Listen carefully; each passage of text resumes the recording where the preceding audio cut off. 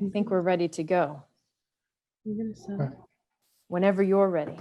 Okay, let me start off by reading the usual preamble here. Pursuant to Governor Baker's March 12, 2020 order suspending certain provisions of the open meeting law, General Laws, Chapter 30A, Section 18, and the governor's March 15th, 2020 order imposing strict limitations on the number of people that may gather in one place. This meeting of the Wilmington Conservation Commission is being conducted via remote participation. No in-person attendance of members of the public will be permitted, but every effort will be made to ensure that the public can adequately access the proceedings in real time via technological means. Members of the public who would like to participate in the meeting via Zoom can do so by clicking on the printed link.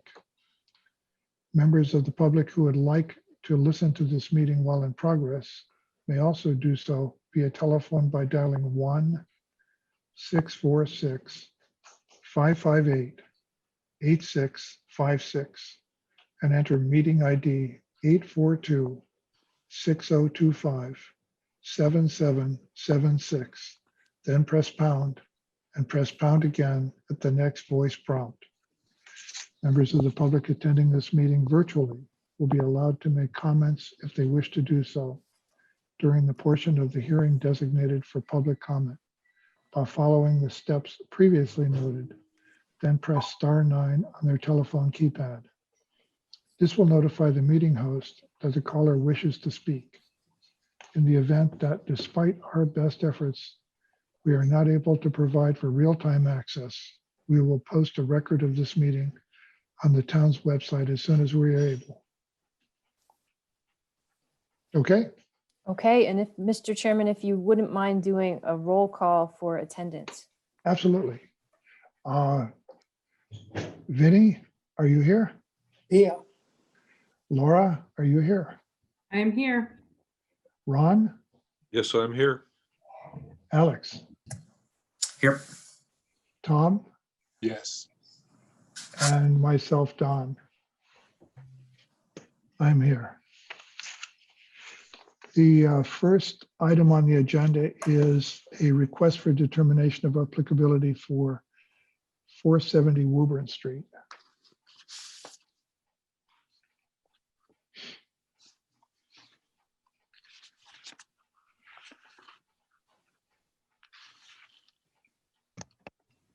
Hello, everyone. Should I jump in? Please do. Just identify yourself and fire away. Hello, my name is Wayne Castonguay. I'm the director of the Ipswich River Watershed Association here representing ourselves on a town partnership project to renovate the existing canoe landing at Woburn Street. Thank you for hearing our application. First, I'd love to start by talking about our application and why we chose to go the way we did. We would formally like to request an exemption from the formal plan requirements. In this case, as a water-dependent project, we are entirely within resource areas, and so delineating the wetlands didn't seem to make a lot of sense for a project such as this. Also, we're fully within the existing footprint of an existing prior use and developed area. All work will be done by hand. We're really not going to be changing anything significantly other than clearing some overgrown brush. And we also feel it's a beneficial project to the resource areas. Right now, for those of you familiar with the area, because of the overgrown access trail to the landing, people are required to access the water by going down the steep embankment behind and under the guardrail, and it's creating quite a bit of erosion. So we feel will actually help reduce erosion. And also, for those of you who know the area, it's really a big trash dumping area. And as part of our project, we hope to clean all that up. And then further, by reestablishing the use and our maintenance plan, will hopefully prevent it from being a dumping area in the future. So for those reasons, we chose an RDA and again, respectfully request a waiver for requiring a wetlands delineation. Again, we're obviously all within a resource area being a canoe landing. So with that overview, I'll just real quickly go over the project.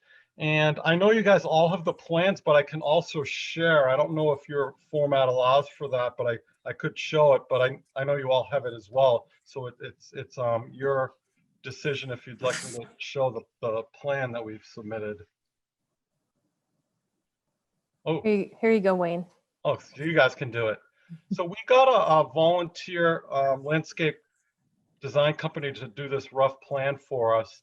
And this shows the general area. The plan on the left shows approximately 125-foot area. What we propose to do, the first component is historically, and I remember this years ago, there were two ways to access the landing. This trail really on the fill embankment behind the guardrail, and then also through the guardrail. What we're proposing to do is really eliminate over the guardrail route and reestablish this existing path at the toe of the fill embankment at the edge of the wetland in the floodplain from the sidewalk behind the guardrail to reach the existing landing. And all we're planning to do is cut some existing vegetation. There's some shrubs in there, poison ivy, which we can pull by hand during the winter, and just reestablish that area. And how we plan on maintaining it is establishing the toe of slope, install a coil log there, which we think will help with erosion, but also better delineate the trail. And for those, you guys know all this, but leaving it in place will actually encourage wetland plants to grow into it and around it and help really stabilize and delineate the area. So that's the one component of the project. And as I mentioned before, as part of that phase, we will remove little bags and bags of trash that have been thrown over the guardrail there. And then the second component is where there will actually be a little bit of disturbance, is we want to establish a kiosk. This project, as we said in our application, is part of a system-wide or a river-wide river trail network, as we're calling it. At each landing, we're having a branded kiosk where we brand it for the Ipswich River Water Trail in partnership with the landing owner. And then in this case, it would be the town of Wilmington. And right now on the town-owned conservation area, immediately adjacent to the sidewalk in the first photo here, there's an existing cleared grassy area.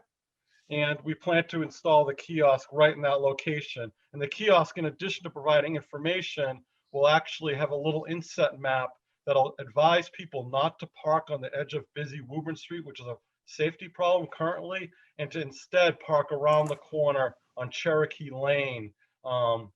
And so it will help reduce that traffic problem we have now and mark the entrance to the formal trail area. All of this work will be done by hand, as I mentioned, probably maybe 1 or 2 work sessions with our staff and volunteers. We plan to have Analog Devices, which is headquartered just down the street, offer their community service project to actually do this. Unfortunately, I just heard this week, due to the uptick in COVID, their new guidelines are, they're not allowing any of their community service people out into projects like this. So we're probably thinking about phasing it now, maybe doing a little work before the snow flies and before the ground freezes to maybe get the kiosk planted, and then maybe wait till springtime to do the bulk of the work. Although, you know, if approved, we could conceivably get some work done in the next couple of weeks before the ground freezes. And with that, that's a general overview. I'd be happy to answer any questions. Thanks, Wayne. Valerie? We didn't have any outstanding comments or questions on this one. So unless the, commission has anything else, we're good with it. They did, they did work with us before filing to, we worked out some of the details before they had submitted. So we feel like they have a great maintenance plan, and they're going to be maintaining the landing going forward, which is a great help, and it'll be an amenity to the town. Yeah, looks good. Let me ask the commissioners, and Vinny, do you have any questions, comments? No, I don't. I'm all set. Laura? I don't have any comments. Ron? No, I'm good with this. Tom? Yes, I have a question. Hi, Wayne, how are you?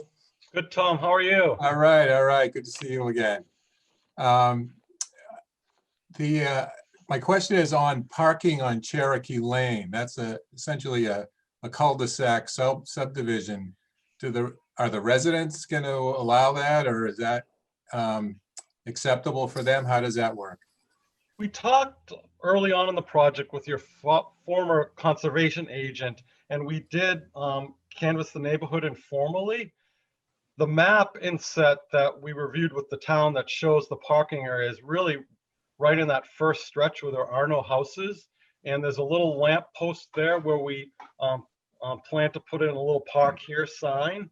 And usually at these landings, especially at the head, this is the first landing on the river, it's more often a drop-off location than a parking location. So people will park further down river. So we expect 1 or 2 cars at the most at any given time, because typically it's mostly a put-in one-way trip. So people generally won't park cars too much here. So we didn't feel it was a big problem, but we'd be happy to do a more formal notification to the neighbors in writing if that would help. And the other question is, it seems like there's a road, Quail Run Road is actually closer to where the kiosk is. Is there a reason you picked Cherokee and not that one? I think, Thomas, probably our ignorance, but it's that first turn just off of Woburn Street, and maybe Cherokee is the bigger cul-de-sac off that. So it's that first little stretch. So if that's the name you're referring to, that's actually the road where we're thinking. Or are you thinking of the other road near the railroad tracks? Yeah, it's toward the railroad tracks. It's on the other side of the river from Cherokee Lane. Yeah, we're thinking the other one because, again, there's that stretch right off of Woburn where there are no houses.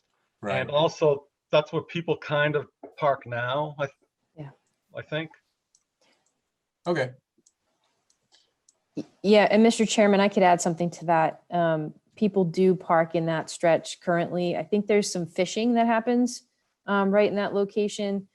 So there's sometimes 1 or 2 cars parked right to the side of the road on Cherokee. Right on Woburn Street, or No, off where Wayne is talking about directing folks. Okay. They park there for putting in kayaks and also for fishing. So it's sort of an established spot. That roadway is very wide, so it really can accommodate cars parked on the side. Yeah. Okay. Alex? No comment. Okay. Nor do I. Except that it looks like a neat project. I have one little other addition if folks don't have any more questions. Yeah. If I may, after hearing the news about the analog crew not being able to come up because of COVID this week, we also want to ask the commission if it might be possible, if we do run into trouble hand digging the post holes for the kiosk, if we could potentially work with the Department of Public Works to help us dig those holes with a small post hole digger or mini excavator, just to get through any rough ground. Again, it's right off the sidewalk, that we wouldn't be off the road or anything like that with that. The DPW has indicated they might be open to that request. So I know our application said 100% by hand, but I just want to run that by you if in case we do run into really hard ground. It's a fill area for the causeway there. If you might be open to and amenable to that, just to help us get through that.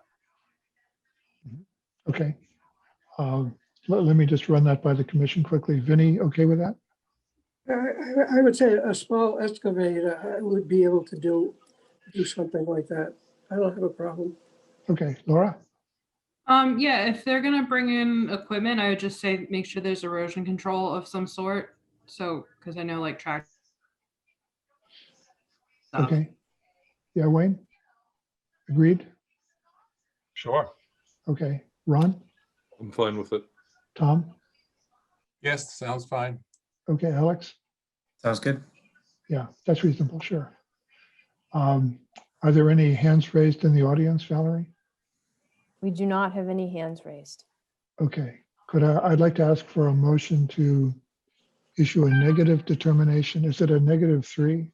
The usual -2, I think. -2, Yeah, the unusual -2. I know. Determination for the 470 Woburn Street canoe ramp. So moved. Thank you. Second. Laura made the motion. Who was the second? Okay, Second. One more time. I didn't get a good visual. Second, Vinny, Vinny. thank you very much. Vinny seconded the motion. To the vote now, Vinny, yes. Laura, Yes. Ron, Yes. Tom, Yes. Alex, Yes. myself, yes. Good. Thank you. Thank you very much. Sure. Good night now. Good night. The next item on the agenda is a request for determination for 70 Taplin Ave. Hi, how are you? Hello. Good. My name's Katie. I am the owner of 70 Taplin Ave. I bought it last May. And I am looking to get a vinyl fence put in my backyard all the way to the ground with a gate, a 5-foot gate opening at Phillips Ave. And in order to keep the wildlife out, to protect my dog and as well as my future family that I plan on starting with my fiance. Okay. Thanks. Hillary. Sure. Actually, Cameron can speak to this one better than I can. He did a site visit to check it out. Thanks. Cameron.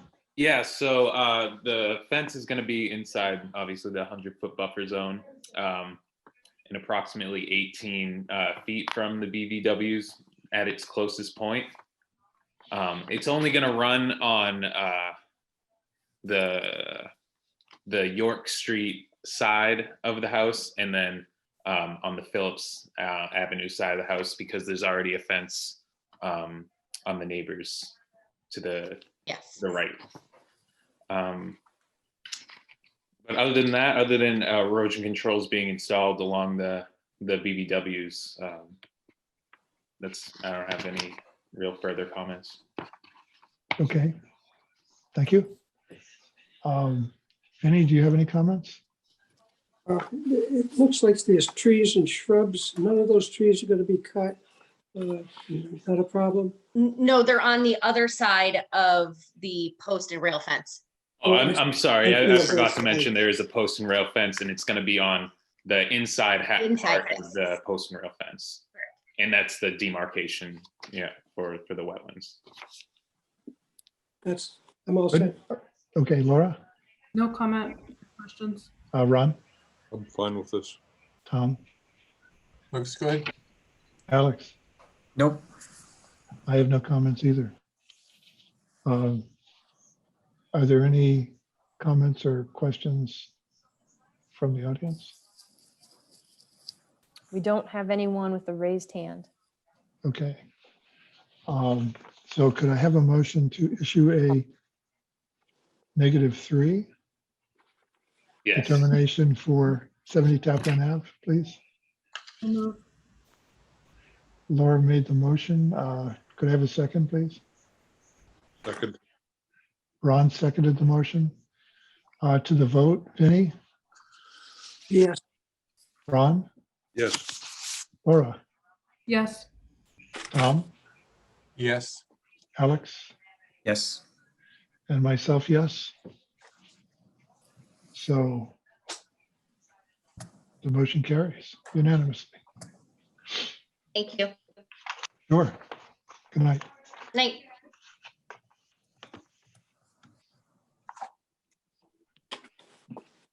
Okay, next we have a public hearing for a notice of intent for Brentwood Ave and Woodside Ave rights of way, including 25 Brentwood Ave. Thank you, Mr. Chairman and members of the commission. Paul Looney, Town Engineer, here representing the Department of Public Works for a notice of intent for drainage improvement projects, drainage improvements on Brentwood Ave. If I can, may share my screen with you all. I'd like to just put up a locus map.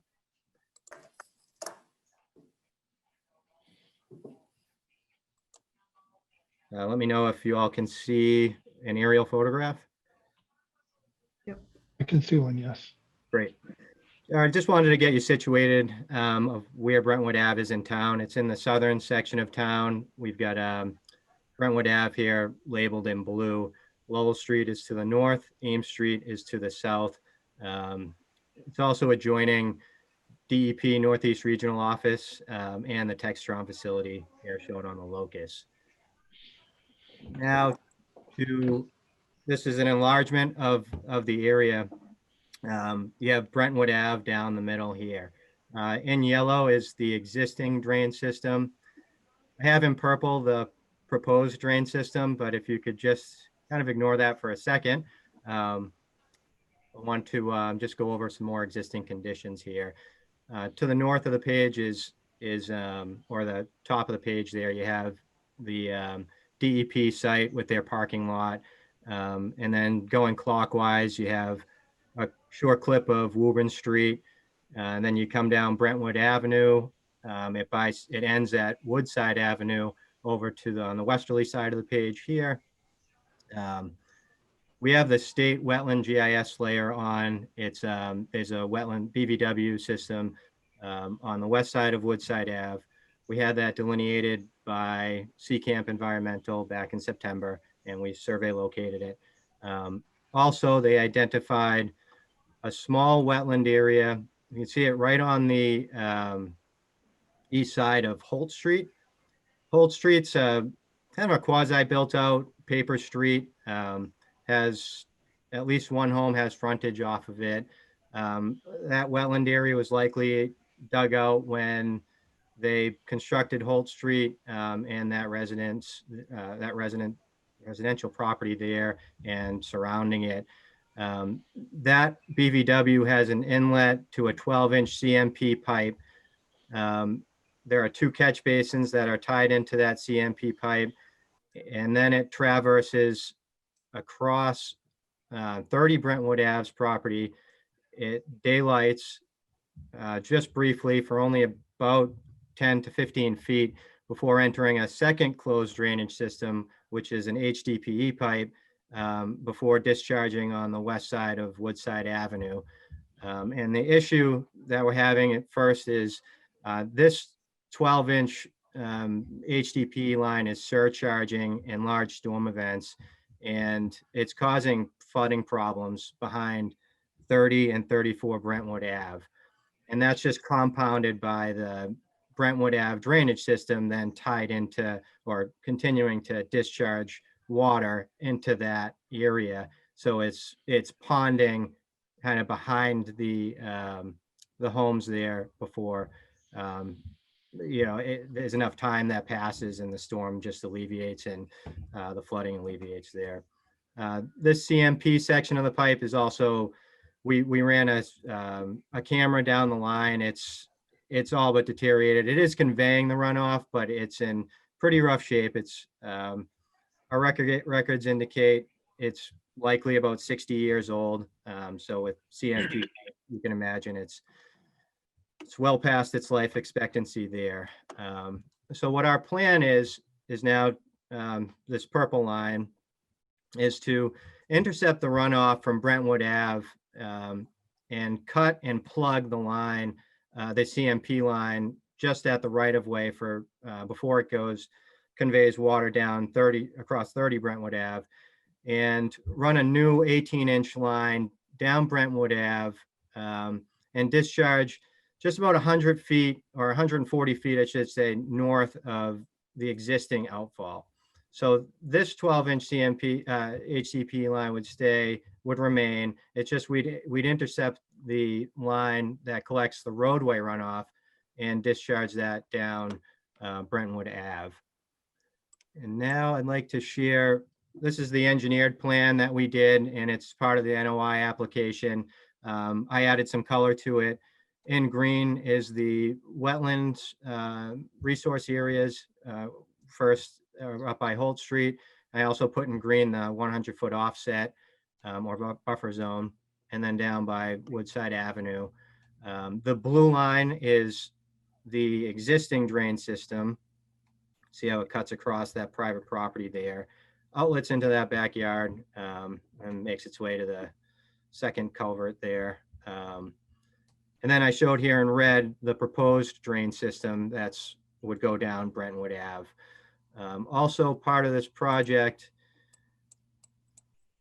for lack of a better word, I'm going to call it a head wall. It's kind of like broken up concrete rubble, about 1.5 feet in depth, that's right around the CMP pipe, likely just retaining the roadway embankment there. So we would clean that up, take that out, and replace it with just stones. It's only about 1.5 feet, so just small stones would do, dry stacked. And then coming down to the discharge end, if I could draw your attention to this orange hatched area. When we did our site investigation, we observed there's just a large yard waste pile. So as part of this project, we'd like to remove that, that yard waste and post a sign down there, you know, no yard waste dumping. And we thought that would just be an improvement on existing conditions. And we'd also, there's some boulders that are kind of scattered through this yard waste area. We would pull those out and kind of align those along the shoulder of Woodside Avenue to hopefully discourage that from happening in the future. And I guess any residents in the area that might be watching, you check out our website for curbside pickup days in the fall and the spring. We also have yard waste drop-off center too. You can check out our website for details. We just, we want to avoid yard waste in, on, you know, public property in the right of way, and particularly in that close to BVW. So I'll also send out a brochure to all you folks as part of our MS4 requirements. So expect that over the next month or so. Having said all that, I'm happy to answer any questions the commission may have, and I really want to thank you for your time this evening. Cameron, Valerie, anything from your end? Other than installing silt fence during the project, I don't think we really had much more. If I could interrupt, Mr. Chairman, I forgot to mention too that we will be replacing both catch basins in Brentwood Ave with stormwater policy compliant catch basins. So we'll have deep sumps and hoods over the outlets. Thanks. And both lines too, that, while I'm at it, the line that connects those catch basins and the line that from the inlet to the first catch basin too, we'll be replacing those as well, because those are all CMP. Great, thank you. You're welcome. Benny, do you have any questions? No, Laura, No questions. Ron, No questions. No. Alex? Nope. I noticed that Mike has joined the meeting. Mike McInnes is now here. Mike, do you have any questions or? I didn't even hear the presentation, so sorry, but no. Okay. All right, well, we'll catch you on the next one. Yep. I did have one question, Paul, from the rear of 34 rather, Brentwood, to the wetlands, the line that you're not disturbing. Yes. Did you say that sometimes was a problem with heavy storm events? Surcharging. Yeah. The that's from that's secondhand information from the residents at 30 and 34. I did go out there in the last storm event, or the second last storm event. and I looked over the fence. So it's like 3 lawn areas that kind of converge right there. We had our wetland scientist take a look at it. Said it was not jurisdiction. It wasn't BVW or anything like that. It was just a short conveyance between the two, between the outfall, one out discharge point to the inlet. Mhm. So at this point, you probably will just keep an eye on that. Oh, yes, sir. That remain that. Okay. Are there any comments or from the audience? I don't see any raised hands. Okay. Before we close the hearing, Valerie, do you have conditions? We do. We prepared a draft order Uh-huh. for this project. It's in the Dropbox, but it just was put there today, so you probably didn't get a chance to look at it. I can go over the conditions, the non-standard conditions if you'd like. Okay, would you please? Sure. Do you want me to pull it up, or should I just kind of? It's actually not. They're really all standard conditions except for the last one about rock salt. So we always say no rock salt, but with DPW projects, this is what we've said before.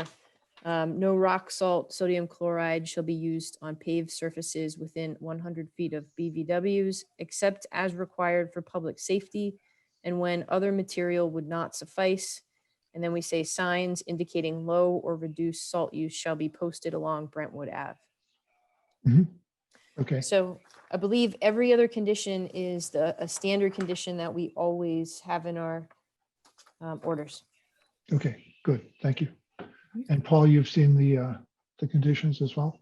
I have, yes, And you're okay with them? yes. Okay.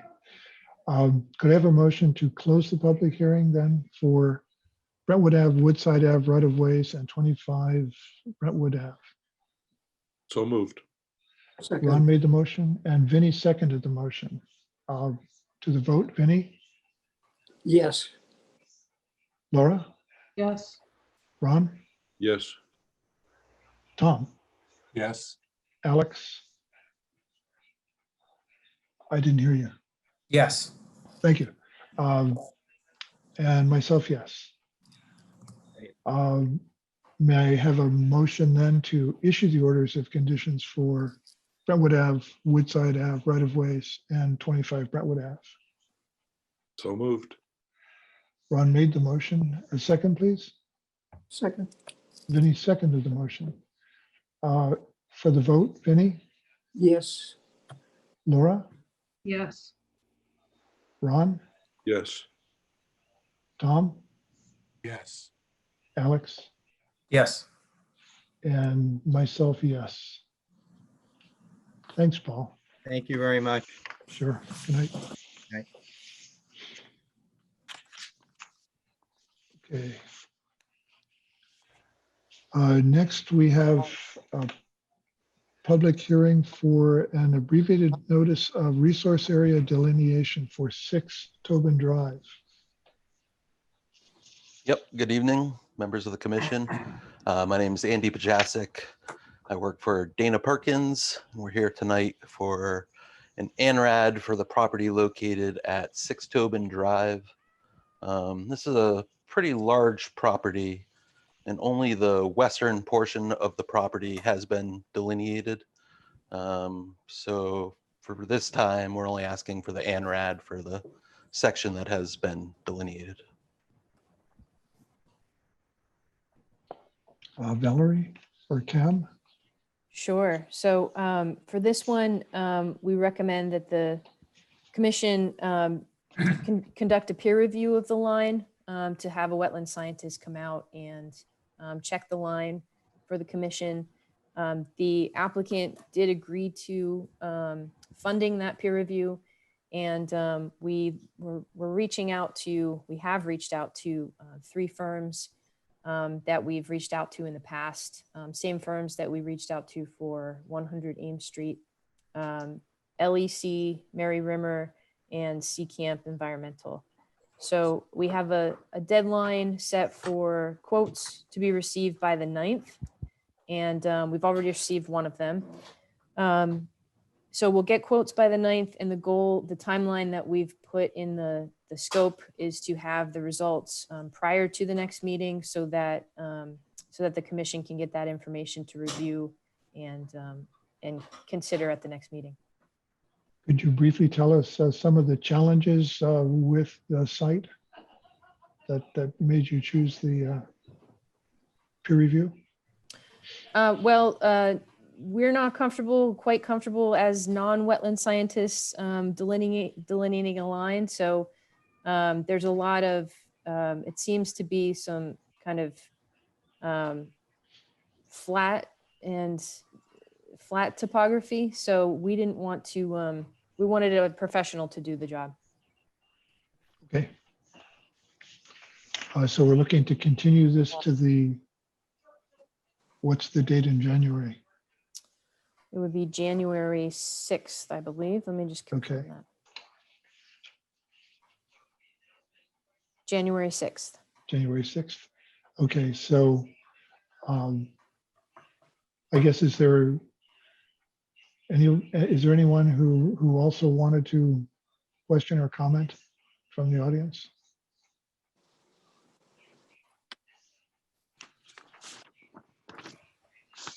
I don't see any hands. And the applicant team is fine with continuing to January 6th so that we can have the peer review. Yeah, that should be fine. Okay. So I'm asking for a motion then to continue the hearing for the ANRAD for 6 Tobin Drive to the January 6th commission meeting. So moved. I think Ron got that one. Could I have a second, please? Second. Second from Mike. Okay, on the vote then, Mike, Yes. Alex, Yes. Tom, Yes. Ron, Yes. Laura, Yes. Vinny, Yes. and myself, yes. Thank you. So see you in the new year. Let's hope it's better than this one. Yeah, I second that. The next item on the agenda is a continued public hearing for a notice of intent for Shady Lane Drive. And the agenda says that the applicant is requesting a continuance for this until January? Yes. Okay. So may I have a motion then to continue the public hearing for the Shady Lane Drive notice of intent to January 6th commission meeting? So moved. Vinny made the motion. Second. Second. Mike seconded the motion. To the vote, Vinny, Yes. Laura? Laura, Yes. thank you. Ron, Yes. Mike, Yes. Alex, Yes. Tom, Yes. and myself, yes.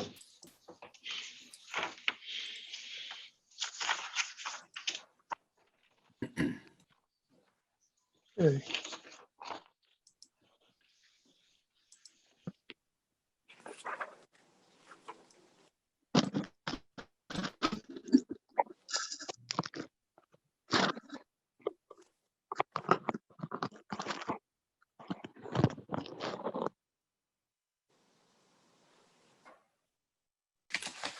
It'll take a second just to move a big pile of paper over next to me.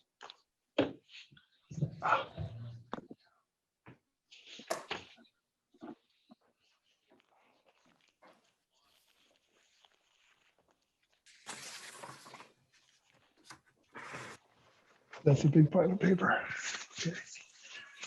Gotta fiddle with these earbuds. Here we go. How's the sound on these, by the way? Is my voice sort of strange because I don't really hear myself? You sound But it's fine. okay, it's clear? Okay. Yeah, you sound the same as always. Okay. Pavarotti-ish. Careful to make these things fall out. All right. So we move on to the next item, which is a continued public hearing for 387 to 388, 384 Middlesex Ave. I'm going to wait for the bells to stop here. Good.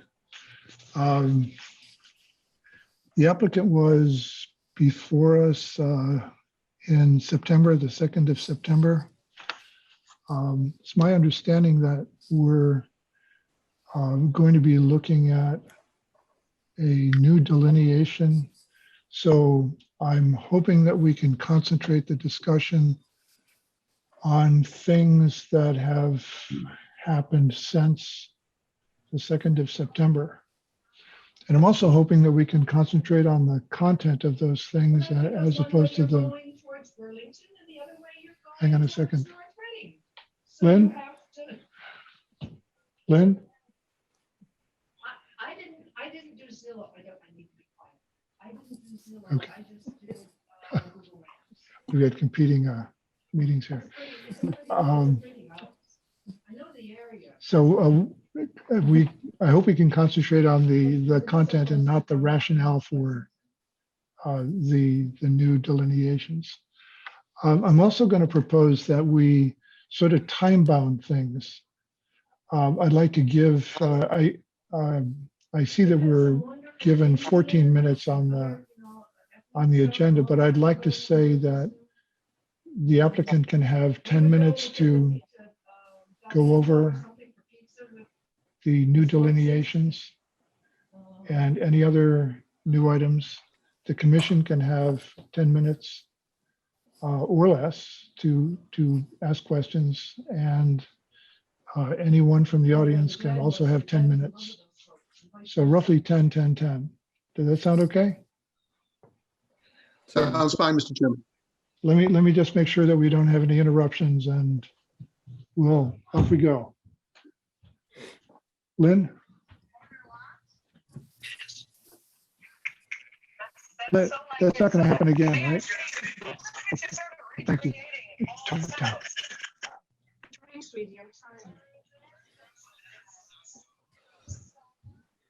Wow. All right.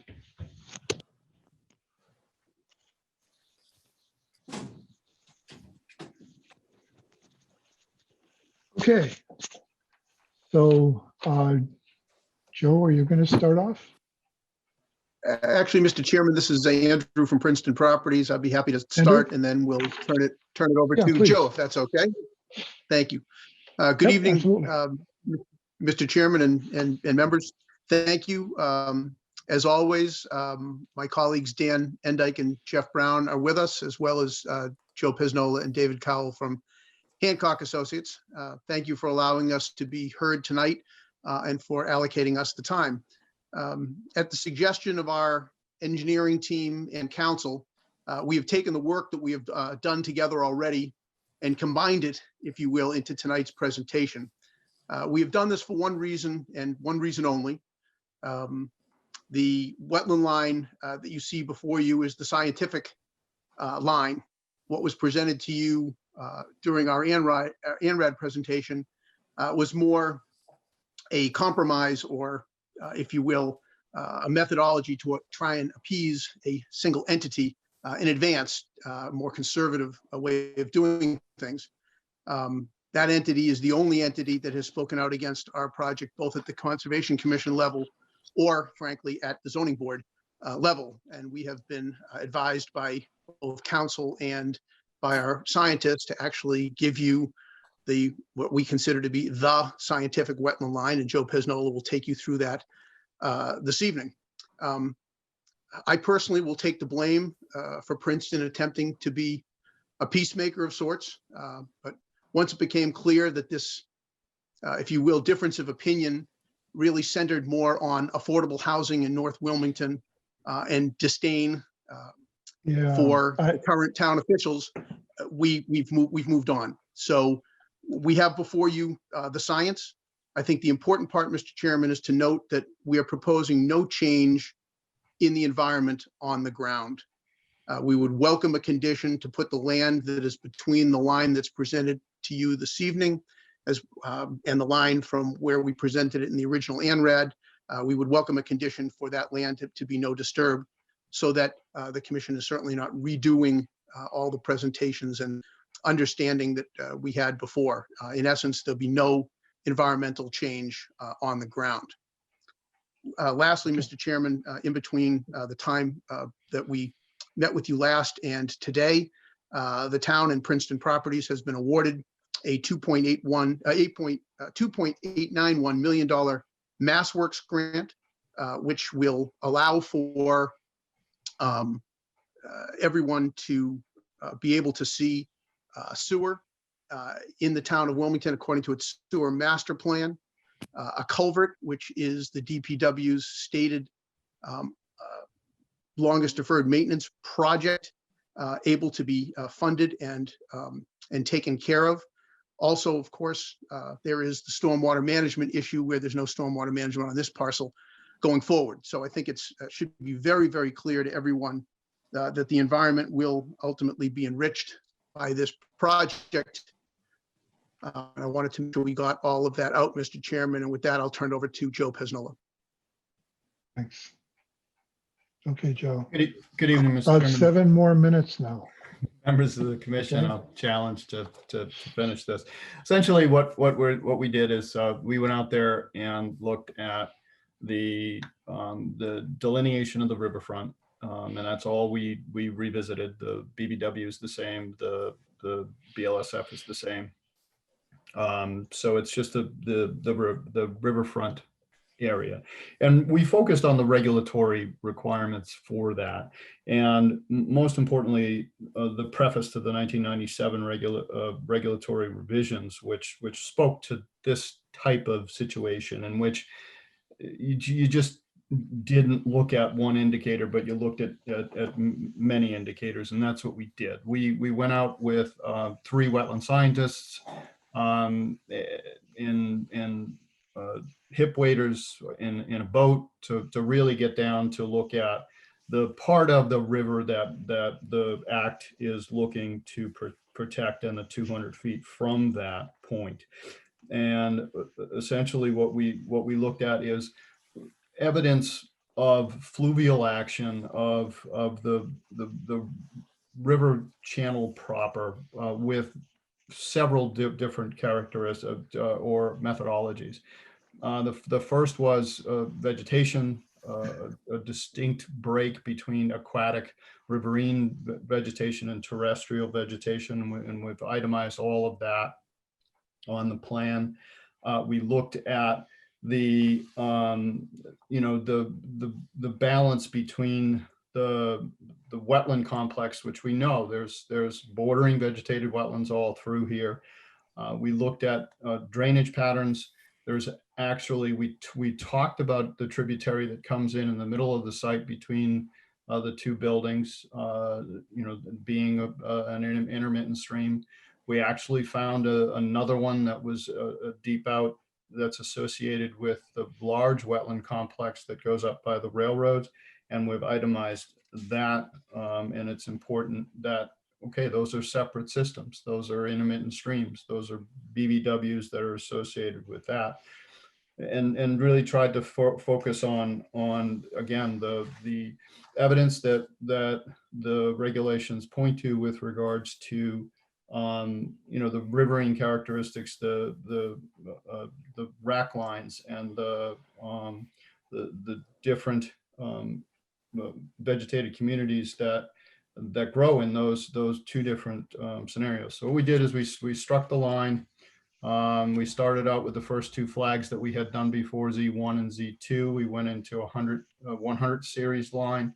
We actually got back to the Z31, 2, 3, and 4 flags, which we had originally flagged, tied into those, and then we continued on out to flag 125. We had to jump that tributary and come in from the other side. So we have a 200 series there. And essentially what it is it runs along the channel proper. The last thing we looked at was a look at the drainage, the contributing drainage area. And that stream watershed is about 5 acres. And there are documents and studies that have been done over the years to correlate bank widths that are associated with streams in a general region based on rainfall, based on all of the regional data that comes into that. And there's predictions that will predict the stream width of a stream with a certain size watershed. So we looked at that and we found that based on that data, the stream width, the bank width should be 20 to 20, I think 21 feet. And we're finding 20 to 25 feet in this area. We did use one document that had that came out of Maine regionally. These are done by the federal government, so it's very regional. Valerie had brought to our attention maybe a more accurate document that had some Massachusetts information. We presented that update in our response letter to some comments that were brought up between the filing of this new information and today. That changed the bank width to the estimated bank width from the calculations to 29. Understanding that 20, 25, 29, it's generally in the ballpark of what we're seeing out there.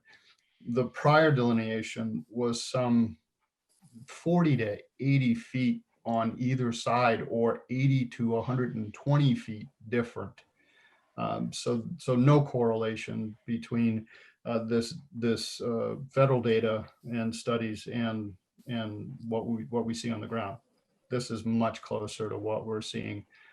So we put all that information into a comprehensive report detailing the types of vegetations, the plant species that we found, the information that we found, photographs, all of that, and that's all in the report and in your hands.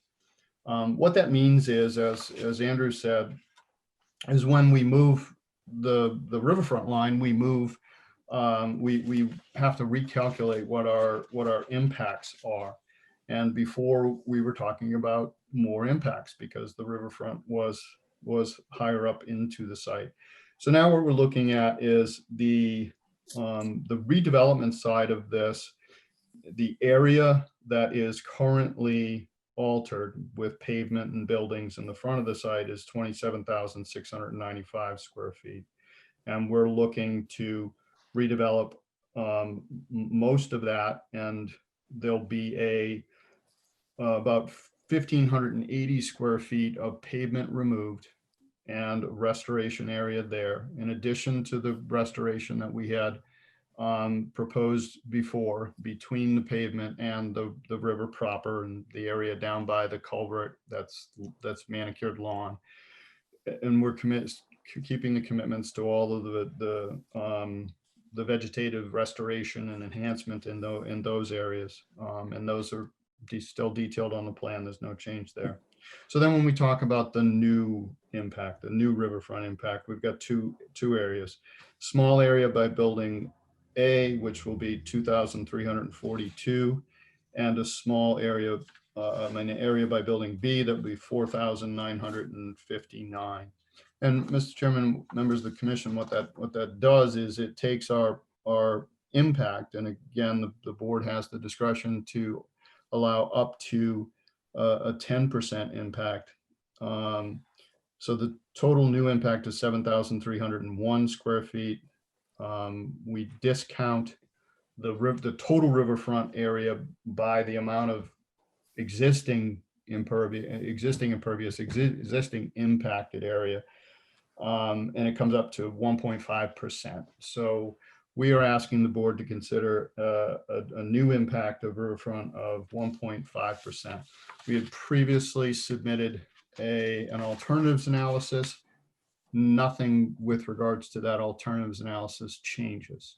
We stand by it. We believe it meets the letter and the intent of the regulations requiring an alternatives analysis, and that there is no substantially equivalent economic alternative with less environmental impact, and we think we passed the test from that standpoint.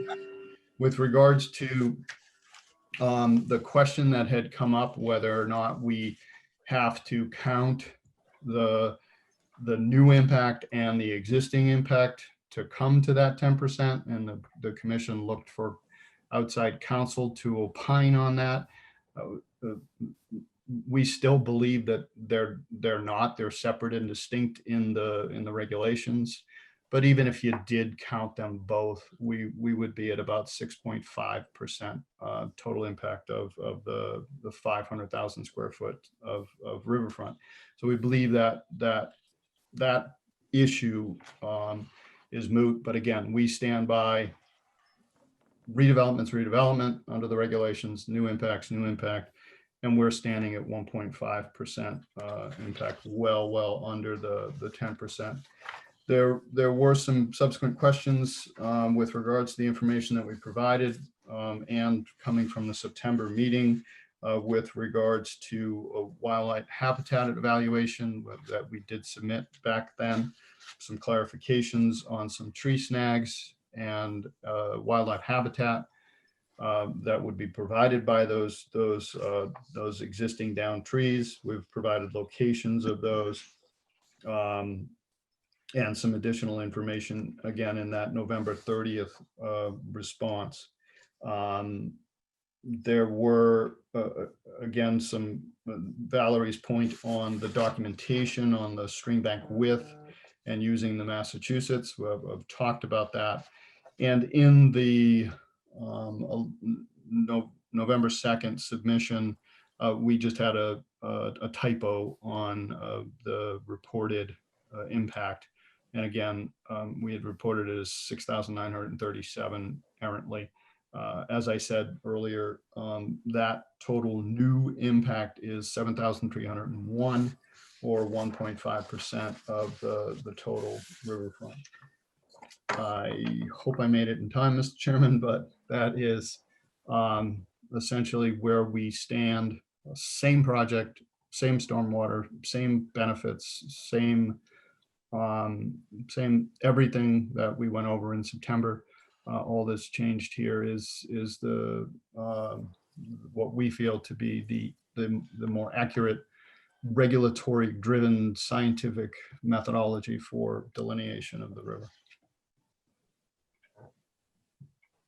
Oh, Mr. Chairman, we can't hear you. How about There now? you go. There you go. Okay, all right. I could hear myself. All right, thank you, Joe. Now for Cameron, Valerie, do you have comments? We don't have any remaining comments. Joe went over the items that I had pointed out to them previously in a comment letter, and they gave responses to those. So we don't have any outstanding comments. Okay. So to the commission then, Ron, do you have any questions, comments? I'm a little uncomfortable at this point. We had an agreement as to where the riverfront area was and the 200-foot limit. And I heard yesterday, oh, nope, that was just, we were being nice. We really think it's someplace else. I'm uncomfortable just saying, okay, it's someplace else. Does anybody else think that a peer review of this new delineation would be useful?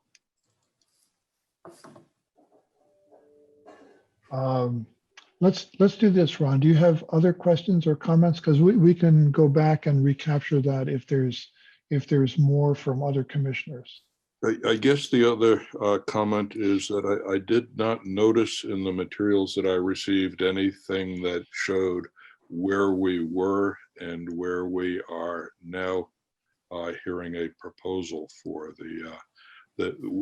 where exactly the flags and riverfront area moved, and a discussion of what was the case and what is now believed to be the case.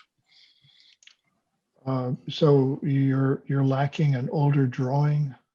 It would help if I had one superimposed on the other rather than having to flip between multiple maps and understand what may have changed. Okay, I don't know if that's available. Maybe someone could look at that while we're going through the other commissioners. Well, Mr. Chairman, if I might just respond to that, they're night and day. Essentially, if you recall, when we were out in the field during the first ANRAD, we were following what we were calling the muck line. Yeah. Essentially, it's Joe, an area. I'm sorry to interrupt, but let's just I'm just asking if you or anyone might have a drawing with the two of them, the older and the newer ones. I do understand. We do not. The difference between the sort of different driving force between the two different lines. Okay. Yeah, we do not. Thanks. Okay. Ron, did you have any other? No, questions? those were. Okay.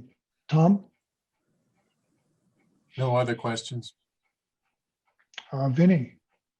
No. No. Alex? No. Mike? I just agree with Ron that I think we should have that independent peer discussion. Okay. And let's see, did I miss anyone? Laura, yes. I don't have any additional comments. I think I agree with what Ron said, that we've kind of been over this several times, and there was a decision on from the summer on what was going to happen, and then to go back to the science as like a last minute decision. I think it would be good to have a peer review. My question, independent of the thought of having a peer review, is in the Massachusetts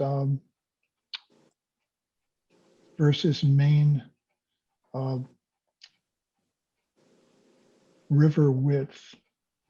You mentioned it was the difference between 20, 21 and 29.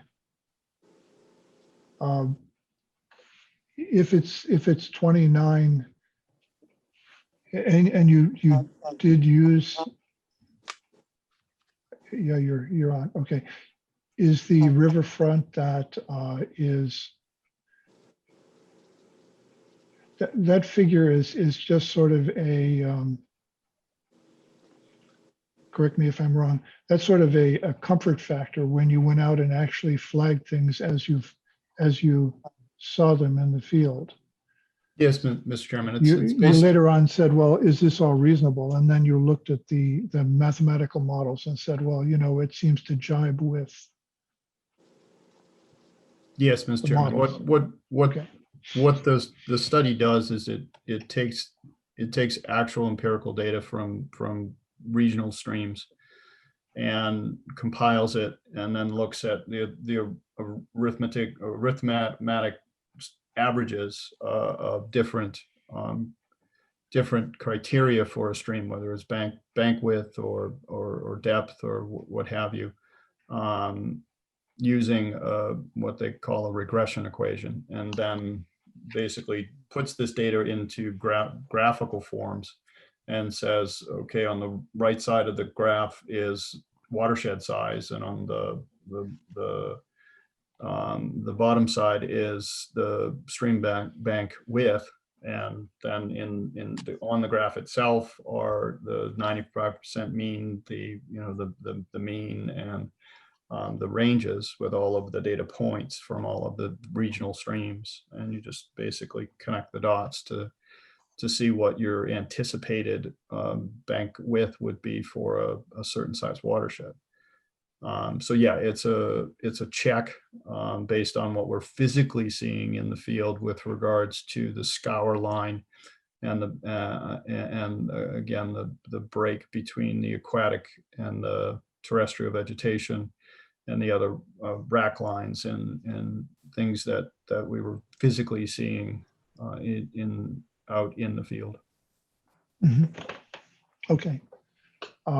Yeah, the illustration on the material for the main article showed a stream that was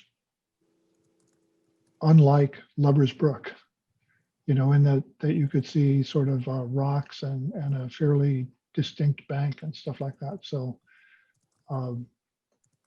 I do understand that it's a sampling of a number of streams to come up with the relationships that you use to map the drainage area to the channel width.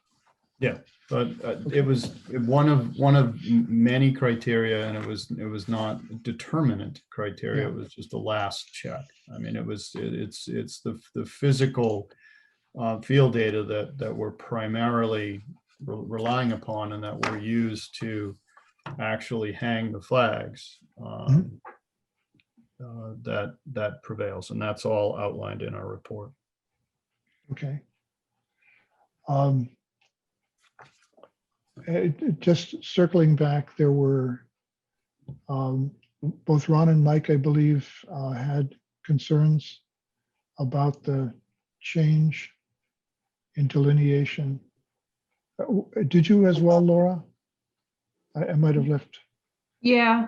Laura, Ron, and Mike. I guess I took the applicant at their words when they said that the previous delineation was more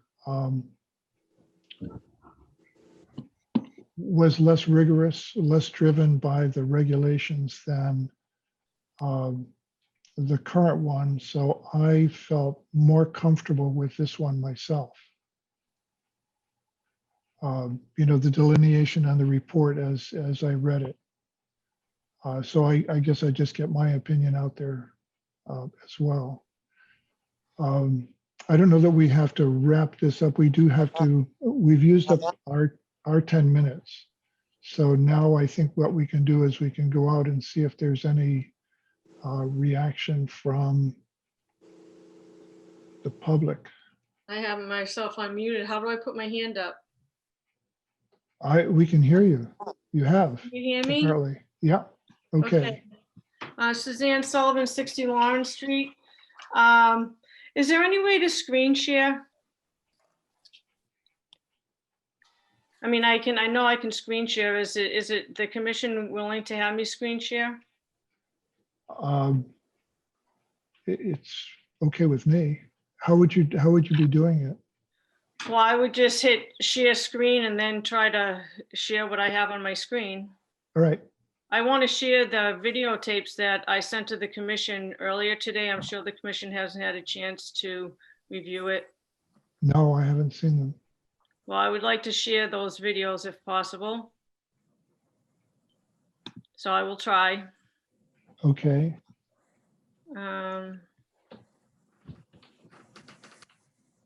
Tell us a little bit about them while you're. Well, Martha and I did sharing. go out to the brook yesterday, and we did videotape a lot of evidence to the water. As you can see here, this is over by, hold on. the buildings. This is over by the buildings, by the parking lot. There's the There's a building. and they claim that this is not fluvial and that this is not the river. Look at it. So you can see flow going through. We're not even close to their flags. We also have, And their flag is way out. sorry. We also have this one Okay, here. we are again. Hold on, I gotta start the other one, I'm Is sorry. over by the buildings. Look at that Hold flag. on, why can't I get Whoa, there? baby. Hold on, I'm sorry. I'm trying. There's a building, and they claim that this is not. Okay, here we are. Okay, I stopped it. Fluvial, and that this is not the river. Look at it. It won't stop. Okay, And their flag is way out. all right. Okay, here we I are shut it again. down, so I'll stop share. This is over by All right. I stopped the sharing, buildings. it's not Look at that stopping. flag. Whoa, baby. Well, that's a different one. There's a building, and they claim that this is not fluvial, and that this is not the river. Look at it. Okay, so I think I stopped it. All right, Okay. I'm not gonna do any more. The bottom line is that we have submitted to the commission a lot of video evidence with their flags and a lot of flow behind the flags. I also like to tell the commission right now that we're not really at mean annual high, but we're pretty close to it. A lot of the information that they've been presenting about the main reports and everything, it's all fine, well and good, but that's not what the mass regulations say. The mass regulations say that you need to find the field indicators. We have plenty of evidence that they hung their flags according to what would work for the project because they didn't meet their percentages in the previous notice of intent. And instead they want to try to blame the Headwater Stream team for that. But the bottom line is the settlement that we had, the FORAD, existed long before Princeton came Suzanne? Yeah, on. Suzanne? Well, the FORAD is important, Mr. Chairman, because the FORAD Suzanne? is good methodology. Suzanne? Yes. I think the premise at the beginning of the meeting was to sort of go with what material was presented. If you disagree with it, that's okay. But I don't know. I do disagree with it because I there think were, that- there I think- were, I think we're talking about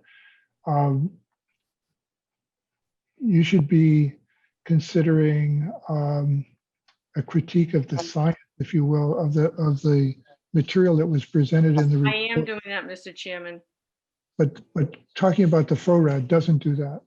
It does because the FORAD was based in science and there were charges that the FORAD was not based in science. It's in an acceptable way to determine mean annual high based on DEP's guidance. And there were charges that it was not a scientifically sound methodology, and that's false. And we have the right to say that that's false. It is an Okay, so accepted that's- practice for stain lines on bridge abutments and vegetation, trees, whatever the case may be, to determine where mean annual Again- high is. It's Again, what I'd like to do is you've said that. You said that this is another way of establishing mean high water. Right. And that's, The way that that- they've done it is not based in science. The methods that they use through what they're talking about, the Maine and the Massachusetts statistics is wrong because first of all, it doesn't address the type of wetland streams that we have in town and particularly Lover's Brook. And it doesn't address bankful discharge. Bankful discharge is when it's already past bankful discharge. That is only to try and define the width of the bank. We already know that Lover's Brook is beyond that bank. So that methodology doesn't work. And it's a bunch of hooey and it's a bunch of smoke and mirrors. I'd also like to address with the commission the fact that I think you have a couple more minutes. yeah, I know you so- just ate up some of my time too, Mr. Chairman. So I also want to address that that the Headwater Stream team is not against affordable housing. That's bull, and that is another. That's not. Well, Princeton said it, and I'm addressing it. That's not true. And if anybody knows anything, I've spent a lot of time on affordable housing committees. The other issue is the commission did have a peer reviewer, and the peer reviewer told the commission that they felt as though the muck line was in the FORAD was actually a really good way to determine mean annual high. It's in the letter that I sent to the commission. I suggest that maybe you might want to go back and read what your peer reviewer told you, that the FORAD was a good way to determine mean annual high out there. And the commission is going against, if you vote for this, you're going against what your peer reviewer told you. And this is clearly a delineation to accommodate a project, not the project to accommodate the resource area. That is exactly what's going on here. And I mean, obviously it will be. We got about a minute left now. You all set? Yep. Okay. So we have, I guess, a disagreement on, well, we have alternate ways to establish mean annual high water, I guess, is what I've heard.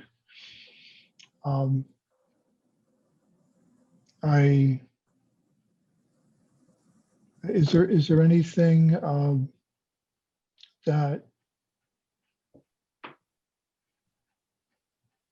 anything that the applicant would like to say as a rebuttal, just not,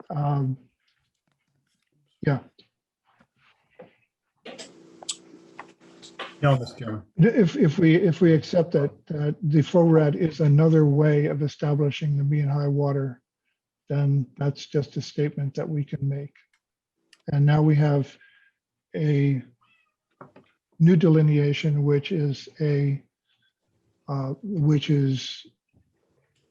your method based on observations that you took in the field and driven by the mass regulations, and that results in this new delineation.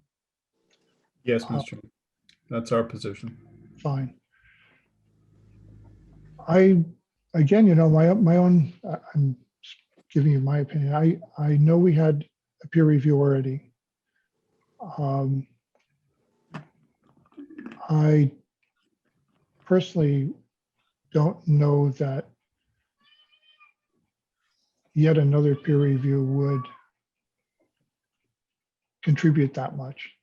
I'm more persuaded by what I heard or what I read in the report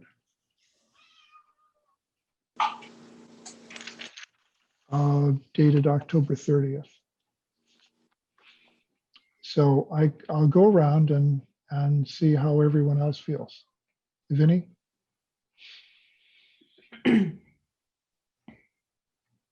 I tend to agree a little bit with Suzanne.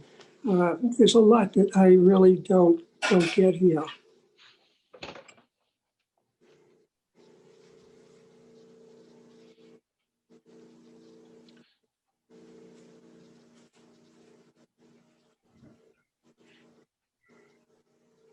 Is it, do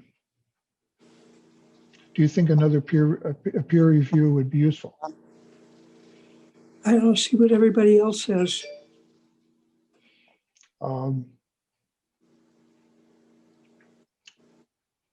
Ron? I'd be comfortable either a new peer review, somebody to sort through the various means of measuring that would be most appropriate here, and going back to the original reviewing peer for their comments on the latest drawing of the line. That would seem to be a less expensive shortcut that could get us to the same place. Tom?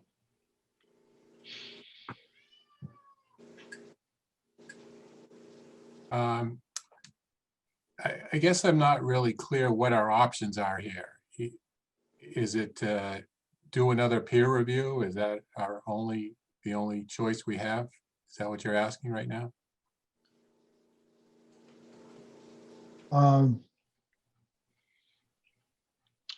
Well, what led me to say that I didn't personally feel another peer review would clarify things is that I looked at some of what we had done before as less rigorous than what I read in the report dated October 30th. I found that to be more persuasive than what we had done before. And if another peer review, I guess I also hear Suzanne's comments that there may be other ways to determine mean annual high water. That may very well be true. Those aren't the ways that the applicant has chosen to do it. They've chosen to do it this way. And I found it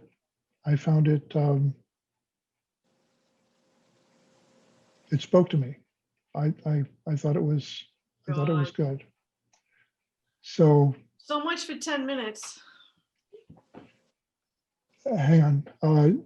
So that's sort of where I was coming from in terms of the peer review. Was I answering a question or was I just spouting off? Ron, did you, when I, or was it Tom? Yeah, I guess. Oh, you asked what are our options? Yeah, what are our options to move this forward somewhere? You know, Well, it sounds like the only proposed thing I heard tonight was let's do another peer review. yeah, the applicant said, here's, again, my view of the world. The applicant says, here's how we're going to determine riverfront. Here's the methodology and here's the rationale for doing it. There are others out there, other ways of doing it, but that's not what we're asked to pass judgment on. So I think that our choice is to say, do we believe what the applicant has presented to us tonight? Do we have confidence in it? Or do we need more information? And is more information something we can get from the peer review?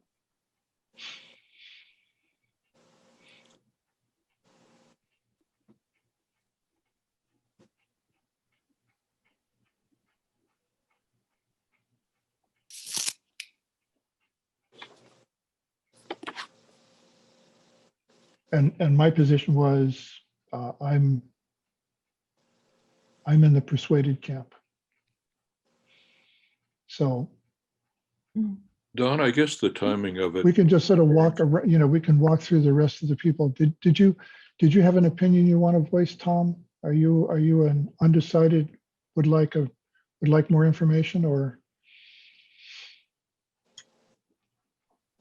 I think what the applicant presented in this last round made sense to me, and it, I'm not a wetland scientist and an expert on this, but what they stated, sounded like a solid case to me.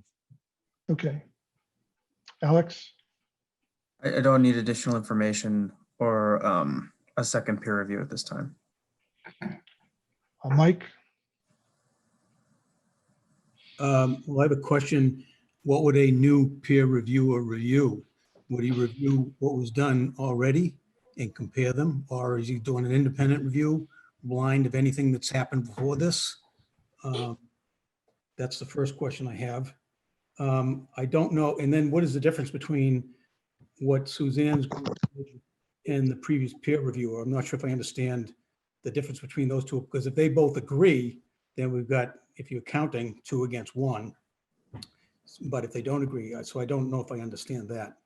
So I'd like to know better, what would the peer reviewer review and how does the previous peer reviewers' review compared to what was done by Suzanne's team? Valerie or Cameron, do you want to shed a little light on that? You've probably seen more peer reviews pass by you than I have.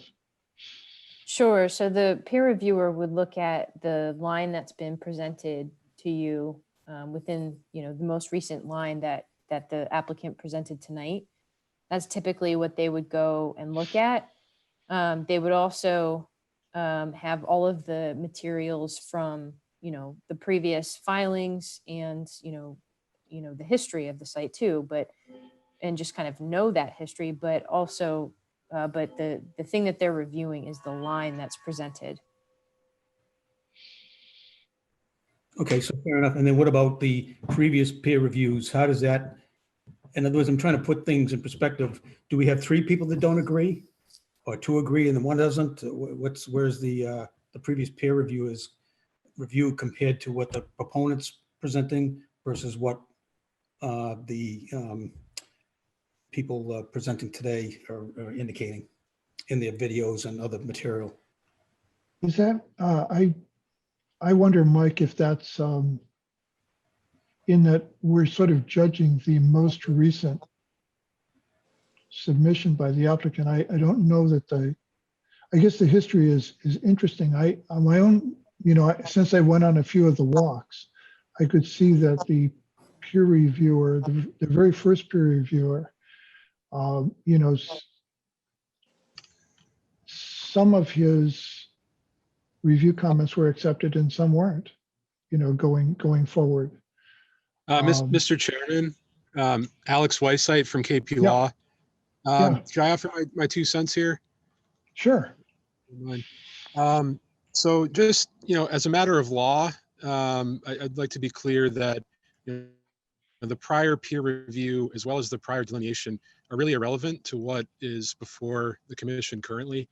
As has been stated by the applicant's team, I think, the new delineation is significantly different and based on, what they argue is more appropriate and accurate science. So really, I don't think it's appropriate to rely on the prior peer review in any way here. Okay, thank you. That's good. So Mike, Totally wrong. Mike? Yes. That answers part of your question. So I guess part of it is, do you, looking at what you've heard tonight and what you've read in the latest report, are you,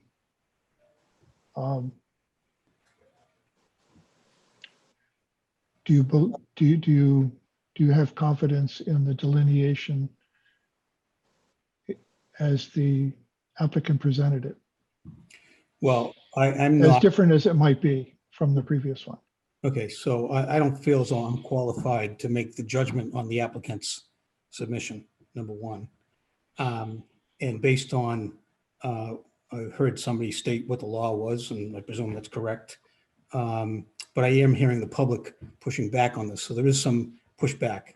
I think another peer review, if everybody agreed that they would abide by what the results of that were at this meeting, I think that might be worthwhile doing. Ron. Yeah, I guess I'd like the peer review to comment on 2 things. One is an assessment of the 2 methodologies we've been presented with. In other words, is the current methodology presenting, in fact, the best? If they could confirm that for me, I'd feel much more comfortable. And then 2, the data that went into that new analysis methodology, I'd like that confirmed as well. We didn't see much of what Suzanne was presenting, but it looked like she was presenting what she thought was evidence that there was some stream flow where it had been claimed there was no stream flow. So I think I'd also like those field observations as well. Did I miss you, Laura? Did you get to weigh in before? I haven't gotten So for the same reason that we did a peer review in the first place, I would like to do a peer review. They're presenting an entirely new line with an entirely new scientific basis. And we had them do a peer review the first time around for the same reasons. They're presenting a new line with a new basis. So since none of us are wetland scientists, I think it would be useful to just make sure that the science is square as well. And I can appreciate going back and wanting to just, I guess, start over and make sure that they're using just silent science instead of compromise, and just making sure that they have a sound basis. But I think we do, that we do need to do a peer review, just because this is a totally new line with a totally new basis in how.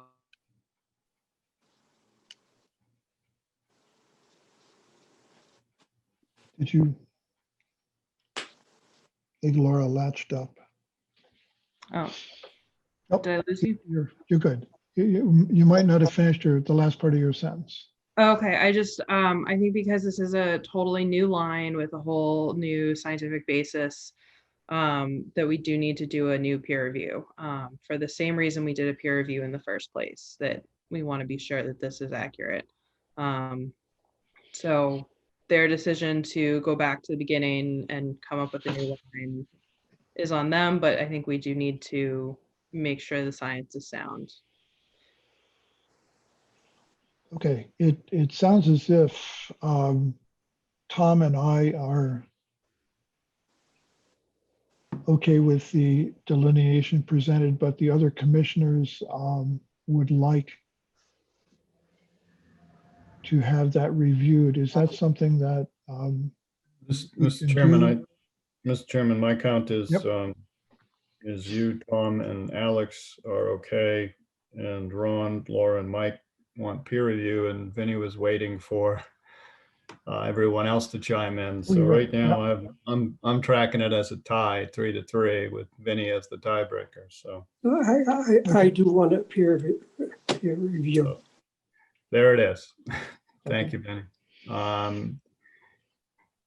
Yeah, Mr. Chairman, as town council noted, the prior delineation was done under a wholly separate application that is now gone. This is a brand new part of this notice of intent, with asking the commission to review the delineation. So if it's the pleasure of the commission to engage peer review, I don't want that peer review to be tainted by what happened in the past, because essentially we were trying to put science to what we didn't believe was the appropriate science. We were doing it in a manner as to avoid appeal and to try to find the most expedited way to get a project approved and built. So I would suggest to the commission that the commission engages a fresh peer review consultant. I don't think there's anything to be gained with regards to hiring the same person, and we would compel the commission to entertain a new wetland science peer review company. Mm-hmm. Okay.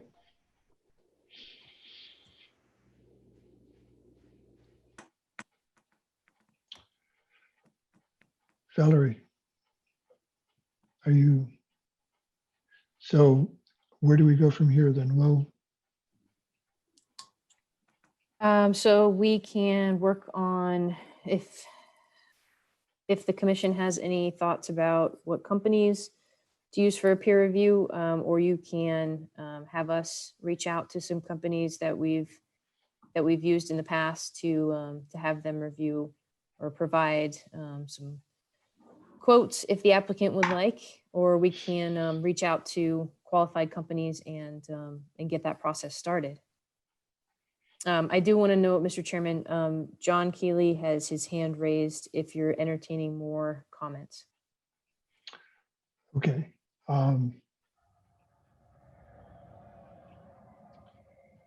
John, is John a member of the public? Yes. Okay. Thank you, Mr. Chairman. I'd just like to point out, I don't understand town council's point that the previous delineation is irrelevant. That's the delineation that was filed with this notice of intent initially. So it was part of this filing. The delineation of the riverfront that you're looking at now is not what was filed with the notice of intent. So to say that that delineation is irrelevant and isn't part of this discussion, I don't understand his point.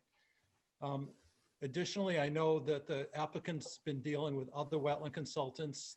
They mentioned they had 3 of them out there. I would urge you not to use any of those for the peer review.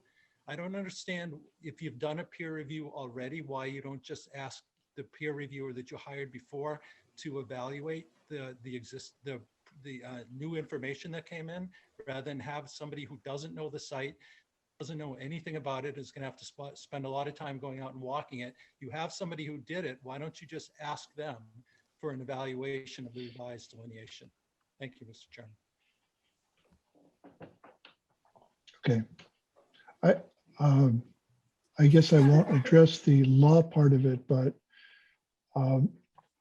the first peer reviewer, I don't think got anywhere near as wet as the applicant's wetland team did in this particular delineation. You know, according to their report, they were in chest waders and boats, which was not the way the first peer review was done. So I guess that's a difference for starters.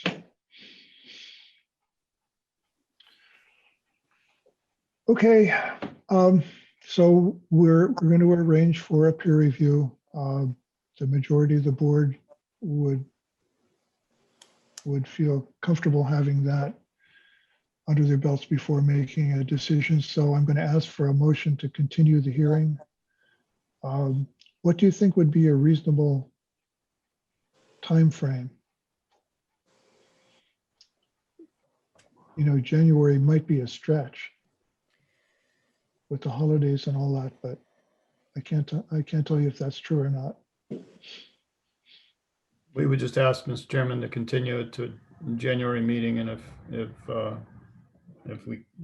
Valerie can't arrange and we can't get the peer reviewer out in the field, then we'll obviously continue to Go to February. Okay. How does that sound to everyone? Sounds fine. Okay. So could I have a motion to continue the hearing for 378, 384 Middlesex Ave and 200 Jefferson Road to January 6th? It's the number I remember. Yes. Mike made the motion. The second? Second. Second. Thank you, Ron. Ron seconded it. To the vote, Vinny? Yes. Ron? Yes. Mike? Yes. Alex? Yes. Tom? Yes. Laura? Yes. And myself, yes. Thank you, Mr. gentlemen. Chairman, members of the commission, for your time. Yes. We'll see you in January. Yep. Have a good holiday. Yes, you as well. Gotta move all this paper again.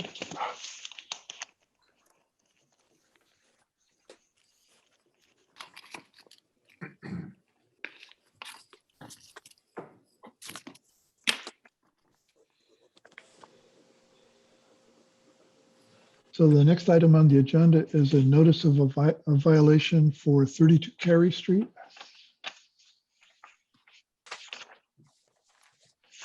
Go ahead, Cameron. Yeah, so a notice violation was issued on November 3rd for 32 Carey. 5 trees were removed on the property. and they were within the 100-foot buffer zone to BVWs. Since that time, the homeowner has submitted a delineation report showing where the trees were, and that they were not inside the wetland itself, but still inside the 100-foot buffer zone. The report also indicated that 2 of the trees were infested with a blight. So 2 of them were on their way out. But our recommendation would be an after the fact application, RDA. How did you feel about any replanting? That's Just looking at the what we picture there. also thought could be appropriate as well. Some plantings along the same part of the yard, either other trees or possibly bushes would also be appropriate to mediate this. Okay. And did the applicant come to the meeting tonight? Yes, this is Tony Montanello. Good evening, Mr. Chairman and members. I am the homeowner. And as Cameron pointed out in response to the notice of violation, and after several discussions with himself and in accordance with the notice, hired Norse Environmental to do a delineation and flag it. And his report was submitted, and I submitted it to the commission, I think about a week plus ago. And just really requesting and after the fact, I guess, return to compliance. One of the other notes I did want to make, and that the scientist noted, was it is a fairly densely populated with a significant amount of trees currently there, and as well as brush all over. And although within the buffer zone, it did no harm to the actual area, I believe was the finding. No damage done to the actual resource area, and again with plenty of cover already there, plenty of trees as well as bush throughout, as you can see from at least the aerial Google Earth shot. Thank you. Yeah.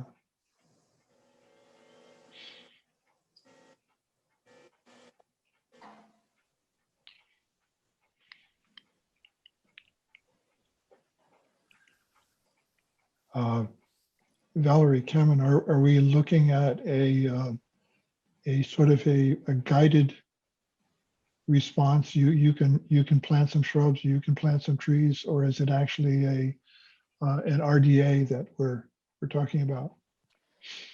So our tree policy has an administrative function to it, but that doesn't extend to violations, trees that are cut without approval. So this could have been probably an administrative approval had it been done, prior. So what would need to happen now is that he would need to file an RDA to have sort of an after the fact RDA to have these trees allowed to be cut. And then it's up to the commission's discretion about if you want to require any replacement trees or bushes. I showed this picture so that you can see that it is a vegetated, and it does have tree cover existing. So you could get a better view of whether you want to, indicate. I guess it'd be helpful probably to the applicant to know if he, should propose some replacements in that RDA, whether you're going to want him to consider those. Okay. If I could request, maybe if you could also show the overhead shot. Yeah.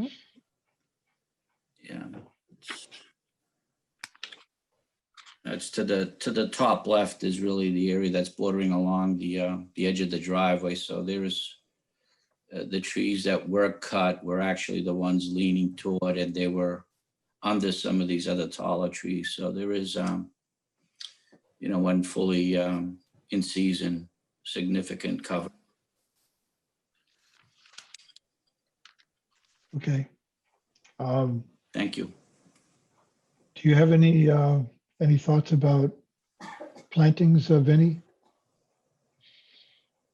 Replanting or restoration? Just to guide Tony? From time, oh, yeah, I would, any guidance would be, I Yeah. tend to, Yeah, that's what I was going to do. Is I was going to go through the commission and see what everybody was thinking, just to give you an idea of what you might want to come in with. How about you, Vinny? I don't see, there's some pretty good trees there. I don't see that he should be able to do anything or should have to do anything. Okay, Ron? Yeah, it looks to be pretty well forested to me. I'm not sure that a couple of saplings are going to make much difference. Tom?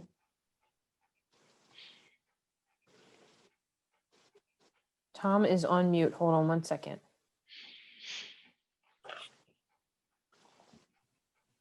Sorry. Yeah, as Ron said, I think there's plenty of trees there already. So I think if he just does the paperwork to comply, it should be okay. Thanks. Alex? I have no additional comments. No Mike? No, I have no comments. I was trying to mute. Laura? I don't have any additional comments. I think for my own comments, I think that, trees, I agree. Maybe a few shrubs would be sort of nice. It seems like you can sort of see straight through it now. But if there were things that were, 4 to 6 feet tall and wouldn't get any taller, that would be a nice addition. Yeah, a few blueberry maybe- bushes help. Yeah, I mean, that's right. Things like blueberries, who doesn't like blueberries?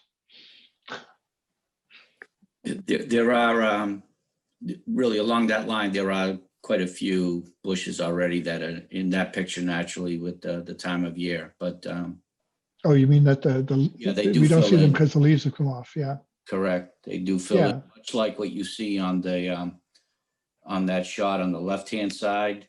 Not quite as high along the driveway side, but that tends to fill in all the way down to and along into the back of the shed. Yeah, so I guess everyone seems pretty comfortable with not adding trees. And maybe a couple of us think that a shrub or two, would be a nice addition. So you can sort of take that into account when you file the RDA.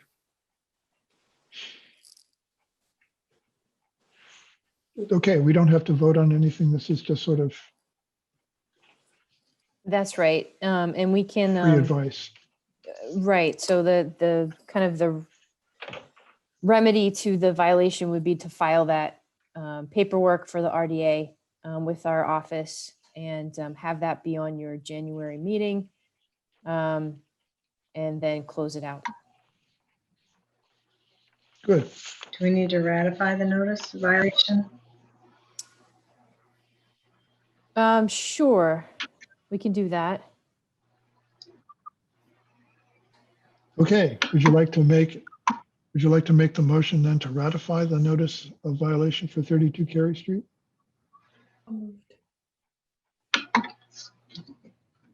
Yes?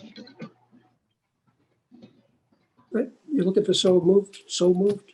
We're looking for, somebody to make a motion to ratify the notice. And you did, Vinny? Yeah, he did. Yeah. Okay, and second? Second. Second came from Mike. His box lit up. But was it you, Ron? I saw your, Yes, I did. okay. You can give Mike the credit if you'd like, though. Funny, sometimes somebody speaks and another box lights up. So Ron seconded the motion. I know. The vote, Vinnie, Yes. Ron, Yes. Tom, Yes. Laura, Yes. Mike, I don't think Ron beat me, but yes.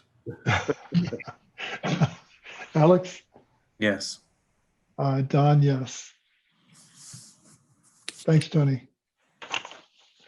We'll see you next month. Thank you. Have a good evening. Happy holidays. Yeah. You too. So now we have some requests for certificates of compliance. Hey, Don, I'm gonna sign off and get back to my sick day. Oh, I'm sorry. I hope you feel better. Thanks. Yeah, I made it through so I could vote on the big one whenever we get around to voting on it. But Okay, take care. I'll catch you guys next month. Thank you. See you next year. Bye, Laura. Bye, Laura. Have a good Christmas. So Laura DeWall left the meeting prior to considering certificates of compliance. The first one is for 205R Aldrich. And did you get to go out, Cameron? Yeah, we went out and we have no comments. It looks good. Ready to go? Okay. Could I have a motion then to issue a certificate of compliance for 205R Aldrich Road? So moved. Then he made the motion, a second from Second? Ron. And to the vote, Vinnie, Yes. Ron, Yes. Tom, Yes. Mike, Yes. Alex, Yes. and myself, yes. The next item is a request for a certificate of compliance for 110 Chestnut Street. Yeah, so me and Valerie went out. There was a little section on the front left side of the driveway that was not vegetated. And so I talked with Mike Newhouse today and he submitted a request to table the meeting until May when they can get the site fully vegetated. And in the meantime, they're going to replace the straw wattle along the BBWs for the winter. Okay. So could I have a motion to table the request for a certificate of compliance for 110 Chestnut Street? Moved. And that would be, sorry to interrupt, that would be to the May 5th meeting. Kathy, will you confirm that's the right date?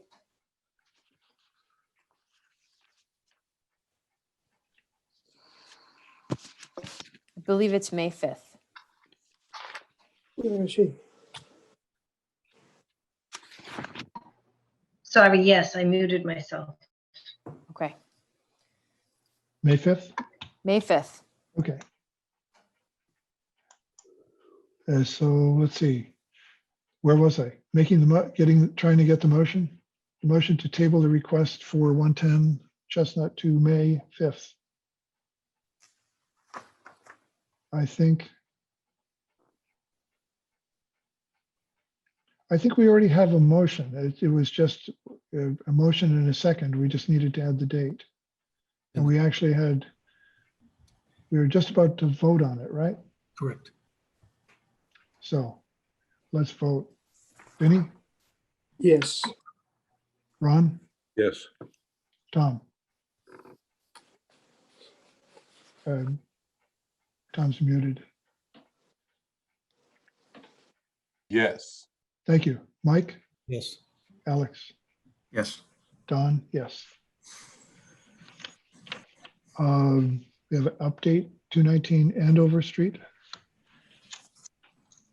Yeah, so this is just a report. It's almost just an FYI report about their restoration area.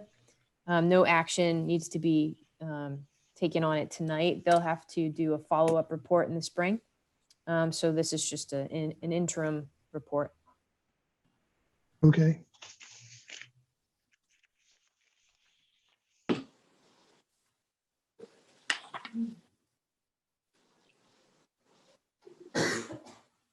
And now we have remote participation policy. Did everyone have a chance to read that over? If you didn't get a chance, we can put it on your next agenda as well.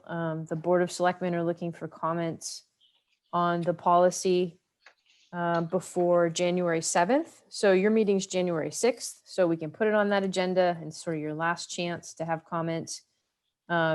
Basically, with this electronic or online format, we've gotten comfortable with it. The selectmen would like to have, or proposing to possibly have it as an option for members, even when we go back to being in person. If someone is traveling, can't make a meeting, but would really like to participate, the chairman could allow them to participate remotely. And this policy outlines how that would work and under what circumstances. And so if you could take a look at that, and if you have any comments, suggestions, questions, feel free to send them our way, or we can talk about it again at the next meeting. Valerie, is that in the Dropbox in the? It is. It's in the Dropbox. I believe it has, let's see, in the December 2nd folder. It's at the very bottom of mine. It's just sort of its own thing. It says remote participation policy draft. So it's a PDF in the Dropbox.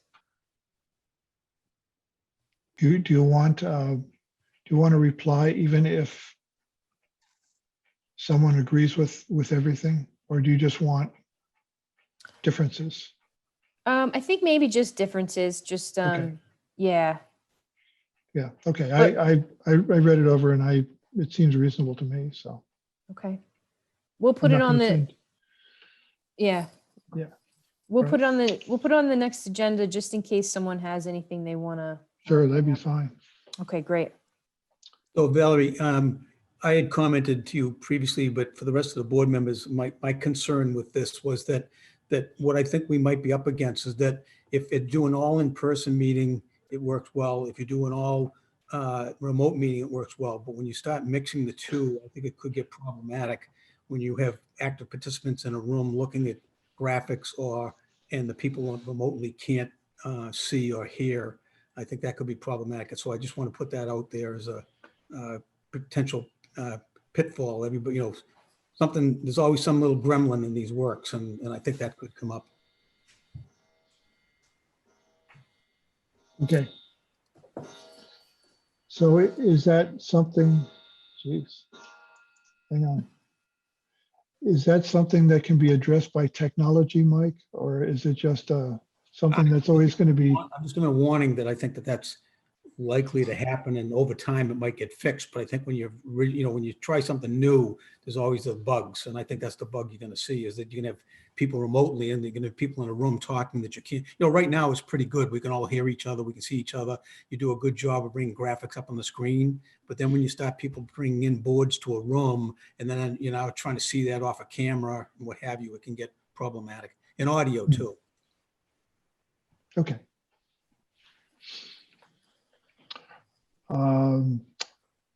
Is there anything else before we go to meeting minutes? Valerie, or are we? No, that's it. Okay. While you're doing meeting minutes, can I ask a question about the notice of violation and Steve Erickson's, in particular, the letter that he wrote about homeowners having the right to so many cords of wood in their backyard? Is that something new? Have you ever seen No, it? it's definitely not new. It's in the regs. It's not typically used, let's say. It's kind of odd. So we don't really see people citing that piece. So and especially since you do have a sort of a tree removal policy. Can I stop burning wood? I don't have a firewood stove, but I might get one now. And I have 20 cords of wood a year. Yeah, I don't know that people use that citation very often. Okay. It just looked odd to me. I've never seen it. Yeah. It's a puzzling one.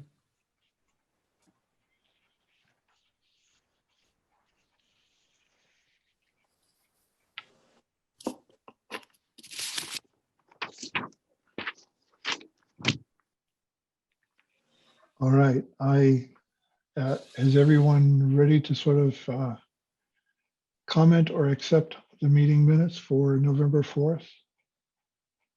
Give me a nod, yeah? They look fine. Okay, could I have a motion to accept the meeting minutes for November 4th? Oh, So moved. Vinny made the motion. A second, please. Second, And Ron seconded the motion. To the vote, Vinny, Yes. Mike, yes. Alex, Yes. Tom, Yes. Ron, yes. Don, yes.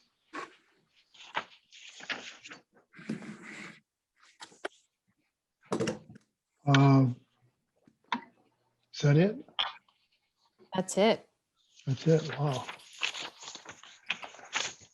Okay.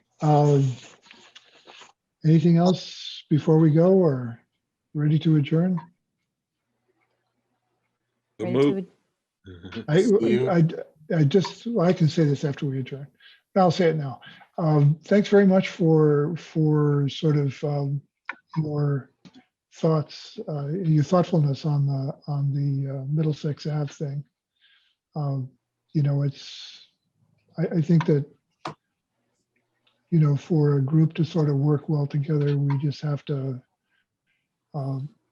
listen to each other, and if we move forward, at least we're going to move forward with some more information. I don't think we got real distracted tonight. I think we managed to sort of stick with the idea that we're looking at the new delineation for the most part. We're not, the lawyer sort of confirmed that we're not looking at history and that we're just sort of moving forward. So again, thanks for your thoughtfulness on that. So I'll make a motion that we adjourn the meeting. Could I have a second? Second. Vinny seconded the motion. To the vote, Mike, Yes. Alex, Yes.